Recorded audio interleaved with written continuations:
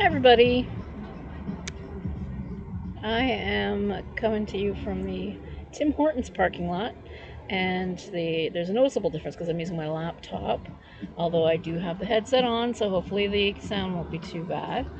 It's really bright and sunny out today, and I just wanted to check in. I'm working my way through Signal to Noise by Sylvia Moreno Garcia. Hopefully I'll have that finished and have a review for you in a week or so. But head over to Criminoli's channel and there's an announcement about Garbaugust is on. Yay! So I'm so excited about that. The categories for this Garbaugust kind of interesting. So the first week is anything goes. The second week is shock value. I'm not sure what exactly that entails. The third week is cozy garbage. So I guess like your cat mysteries. And then the fourth week is dystopian because of the ugly society that we're living in right now.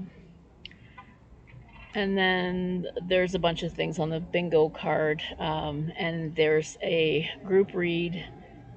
James Patterson and somebody else, they wrote a book called Zoo, but there are actually two books in that one, and the second one is cheaper.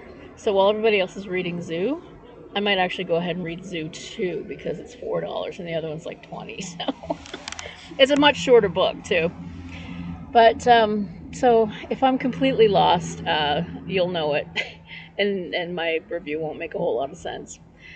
Other than that, I'm not sure what my plans are to read for Garbaugust. I do have a bunch of audiobooks kind of sitting in the can, and one of them is a book purported to be written by an author and Norman Reedus of Walking Dead fame. So I might pick that one up. And I also have another book that's by Steve Martin. Now I found out with Shop Girl that Steve Martin is actually a pretty good writer. So, but anything written by a celebrity or somebody who made a name with something else is it kind of automatically goes in the trash pile because a lot of people who get famous for other reasons just aren't really writers. And some of the ideas I've been throwing around, it'll depend on whether or not I get a job between now and then. Still homeless and jobless.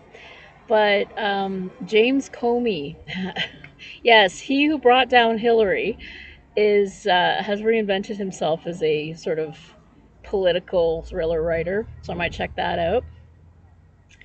And Michael Caine is now writing political thrillers, and James Patterson and ex-President Bill Clinton also have a series of political thrillers. So I might end up checking out one of those. I don't know. There's only so much that I can handle, especially given the current political state in the U.S. is way more like a wrestling match than, and a wrestling match meets, dystopia meets The Handmaid's Tale kind of insanity.